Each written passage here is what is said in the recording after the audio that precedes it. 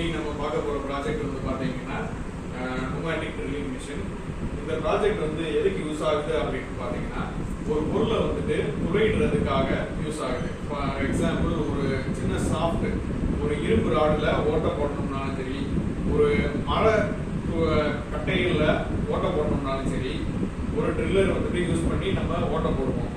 அதுக்கு இந்த ப்ராஜெக்ட் வந்து யூஸ் பண்ணலாம்.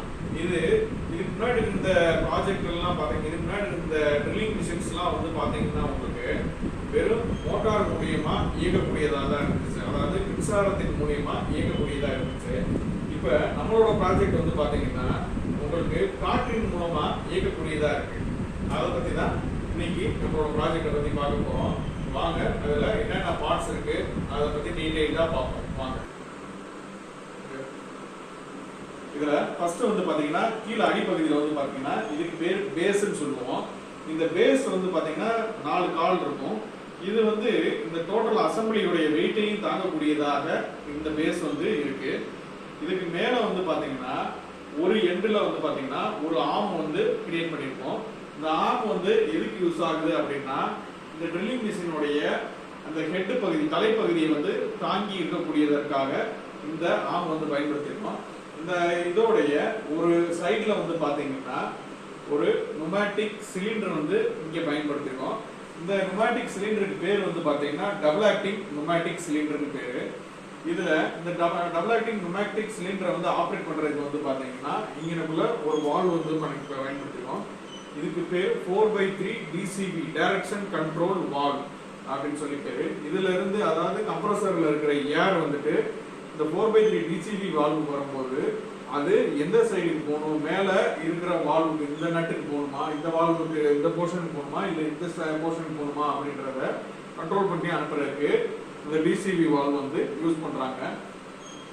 இப்ப இந்த பிஸ்டன் வந்து கீழே வரும்போது பாத்தீங்கன்னா, இந்த நுமேட்டிக் சிலிண்டருக்குள்ள இருக்கிற இந்த பிஸ்டன் கீழே வரும்போது இந்த டோட்டல் அசம்பிளி கீழே தள்ளும்.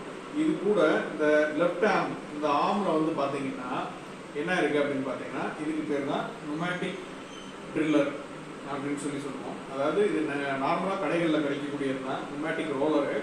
இதுல நம்ம ட்ரில் பிட்டை பயன்படுத்தி ஒரு பொருளை ட்ரில் பண்றதுக்கு, துளையிடுறதுக்கு இதை யூஸ் பண்ணி ட்ரில் பண்றோம். இதுல வந்து பாத்தீங்கன்னா மேல் பகுதியில கம்ப்ரஸர்ல இருந்து வர்ற ஓஸ் லைன் ஒன்று வந்து மேல கனெக்ட் பண்ணியிருக்கோம்.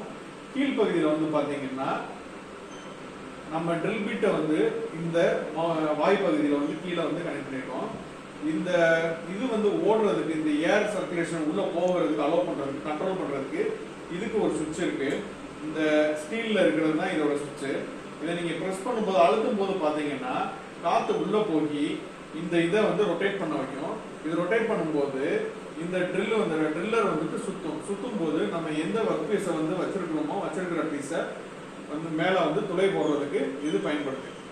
இந்த டேபிள் வந்து பாத்தீங்கன்னா இதுல 2 சைடுமே 2 போல்ட் கொடுத்துருப்போம்.